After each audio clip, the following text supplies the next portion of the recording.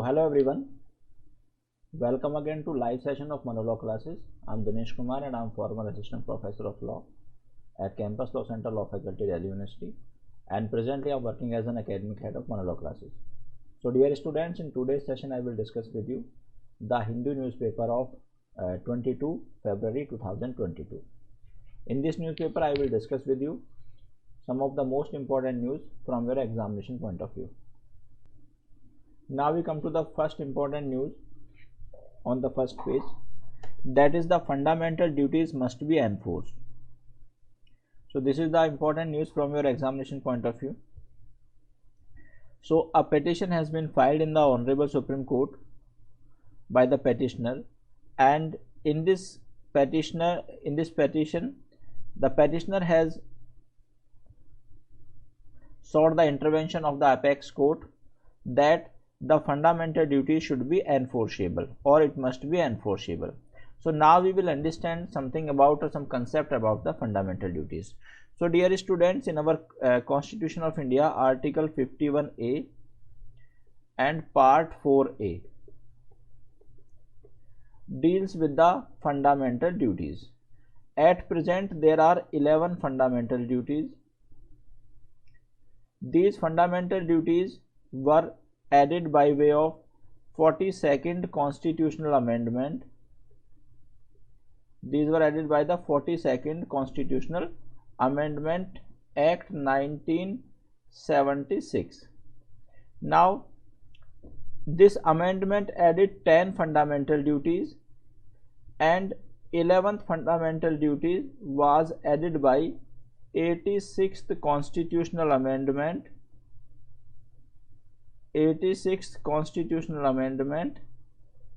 2002.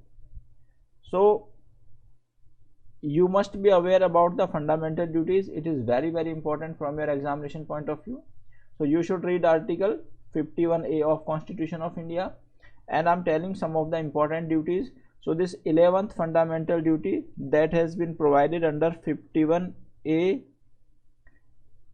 ka subclause 11, that is K. It imposes duty upon every parents to send their child to the school if their age is between 6 to 14, because it is a fundamental right under Article 21 or 21A of Constitution of India to get the free and compulsory education. So these are fundamental duties, and these fundamental duties were added to the Constitution on the recommendation of Swarn Singh Committee. On the recommendation of Swarn Singh Committee. So all these facts you must read or understand. Now we come to next.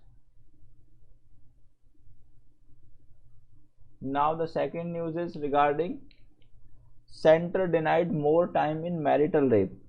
So this is again a debatable issue in our country, that whether marital rape should be recognized as a criminal offense under IPC or not. At present we are not having any provisions regarding the marital rape in our country, and section 375 clause 2 of the this IPC provides that if husband has sexual intercourse with his own wife even without her consent, then this sexual intercourse is not considered as an offense of rape, and the punishment is also minimum. So if a person or if a husband has sexual intercourse with his own wife even without her consent, then it is not considered as a rape. So now the petitioners are demanding that this should be considered as a rape. So in this case the matter is pending, or matter is sub judice in the Delhi High Court, and the Delhi High Court has given earlier chances to the central government to provide its stand, but central government is seeking more time to give its response in this regard. So in today's news, Honorable Delhi High Court has denied to give the more time to the central government to provide its stand. Honorable Court has said that we cannot defer a petition endlessly, means हम इस petition को endlessly या बहुत लंबे समय तक defer नहीं कर सकते. Now we come to this news. use of international law call out China's violation. So in this case, or in this editorial, the author Prabhas Ranjan is expressing his own views, and in this editorial Prabhas Ranjan ji has said that use international law call out China's violation. So basically, in the recently activities of China has breached the various provisions of international law regarding the agreement between India and China line of actual control. It is violating the territory of India, and by violating the territory of India, it is violating various provisions of international law. So if we look into the provisions, then the provisions are Article 2 Clause 4 of the United Nations Charter, and second the UN Charter, and the second is the self-defense and Article 51 of the UN Charter. So now I will discuss what the Article 2 Clause 4 provides that. So basically Article 2 Clause 4 provides that all the disputes should be settled through the peaceful means or in an amicable manner. It means that if there is any dispute amongst the various countries of the world, then prima facie they must settle this dispute by way of negotiation, by way of peaceful manner. But there are two exceptions to this rule, and the exception number one is Article 51. So this Article 51 gives the right to self-defense to any country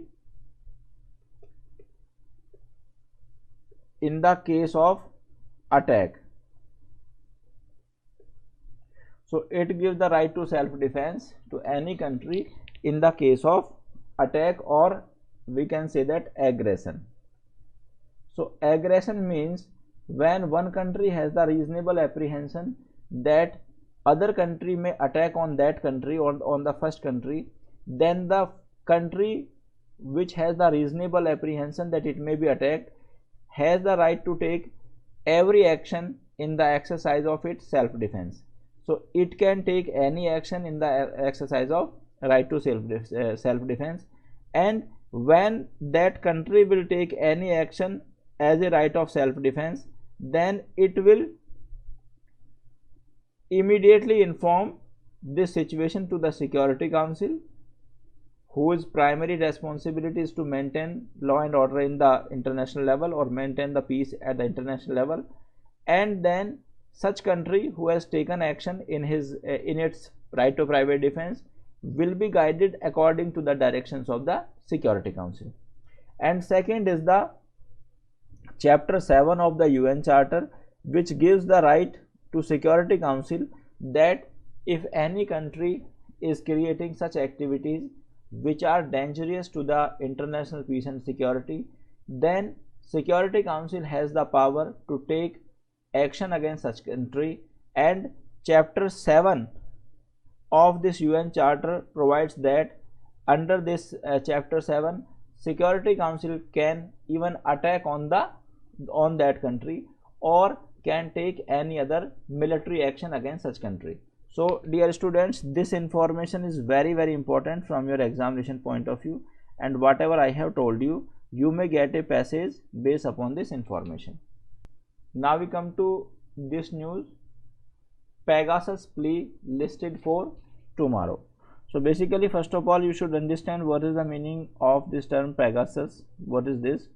So basically, a petition has been filed on Honorable Supreme Court regarding that the central government has used a spy software, that is Pegasus. It is of this software has been used by the central government, and this software is of Israel, and this software has been used by the government to take the data of the private individuals or the citizens. Now this petition has been filed in the Honorable Supreme Court, that Honorable Supreme Court take the action on this in this regard, because if the government has used such kind of software to take the data from the citizens of India, then it amounts to the violation of the fundamental rights of the citizen of India. And this right is right to privacy. So as you may be aware that right to privacy is a fundamental right as per the decision of Honorable Supreme Court in the case of Justice K.S. Puttaswamy versus Union of India. So Honorable Supreme Court in this case is of 2018, held that right to privacy is a fundamental right and it cannot be violated anyone. And if the government has used any type of software to take the information or to steal the information of the common citizen or common people of the country, then obviously the government has violated the fundamental right of the citizens of India. So now the matter is sub judice in the Honorable Court, and the Honorable Court has put its hearing on for tomorrow. Now we come to next. Now this is general news, not maybe important from your examination point of view. The vaccine Corbevax gets nod for use in 12 to 18 age group. So अब ये जो Corbevax vaccine है, it will be used to treat the or to provide the safety measures to the children belonging to the age group of 12 to 18 years. So this is not important from your examination, this is for your general knowledge.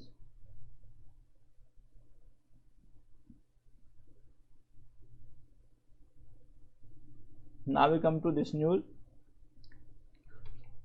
Now basically you are aware that there is a dispute between the Ukraine and the Russia regarding that Ukraine is trying to take this membership of NATO. It is the North Atlantic Treaty Organization. It includes the various countries of the West or various European countries. Earlier the Ukraine was the part of Russia, but it separated itself during 1991. So now Russia has given recognition to one of the separate republics, that is the Kremlin of this Ukraine. So Kremlin is one of the state of the Ukraine and one of the part of the Ukraine. Now since there is a dispute between Ukraine and Russia, and so Kremlin has recognized this. So now we will understand the concept of recognition in international law. Recognition in international law. So what is recognition? So basically international law में एक topic होता है बच्चों recognition. अब recognition का मतलब ये है कि अगर कोई कंट्री किसी दूसरे कंट्री को या किसी दूसरे स्टेट को एक रिकॉग्निशन दे देता है या उसको एक सेपरेट स्टेट या सेपरेट कंट्री मान लेता है, तब वो कंट्री उस दूसरे कंट्री के साथ अपने डिप्लोमेटिक रिलेशन एस्टेब्लिश करता है, डिप्लोमेटिक रिलेशंस एस्टेब्लिश करता है। और जब वो अपने डिप्लोमेटिक रिलेशंस एस्टेब्लिश करता है तो उसमें क्या करता है कि वो यहाँ पर इसको रिकॉग्निशन देकर इनके साथ अपने जो और एग्रीमेंट्स हैं और इकोनॉमिक एक्टिविटीज़ हैं वो कर सकते हैं। अब ये जो रिकॉग्निशन है ये दो तरह की होती है इंटरनेशनल लेवल पर, one is de jure, other is de facto. तो basically de jure means the permanent recognition and de jure means the temporary recognitions. So you should be aware about this fact. So my dear students, that's all for today. I will come again with the next important news of tomorrow. Till then, thank you very much. Goodbye.